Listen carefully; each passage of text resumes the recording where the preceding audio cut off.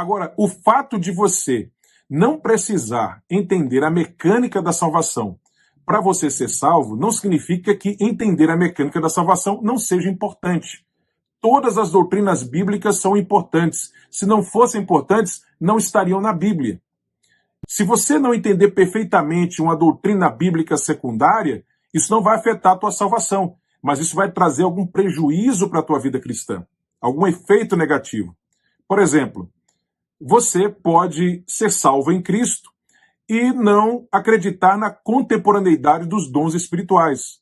Ora, o fato de você não acreditar na contemporaneidade dos dons espirituais, o fato de você ser um cessacionista e não um continuista, teologicamente falando, em relação aos dons espirituais, não vai afetar a tua salvação, mas vai impedir de você usufruir da realidade dos dons espirituais nos dias de hoje, porque você vai acreditar que os dons espirituais foram apenas para aquela época do passado, não são mais para hoje. Então você não vai buscar esses dons e, consequentemente, você não vai tê-los em sua vida, você não vai poder usufruir deles.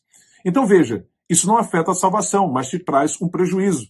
Da mesma maneira, o fato de você não entender perfeitamente a mecânica da salvação não vai necessariamente afetar a tua salvação, mas vai trazer efeitos negativos para a tua vida cristã. Pode trazer efeitos negativos.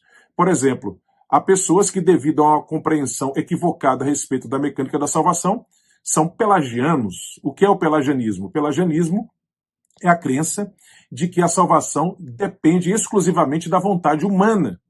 Pelagianismo recebe esse nome por causa de Pelágio da Bretanha, que no final do IV século, início do V século da era cristã, passou a ensinar isso e foi seguido por algumas pessoas. E ele foi condenado em concílios por heresia, justamente por defender esse posicionamento que se choca frontalmente com aquilo que afirma a palavra de Deus.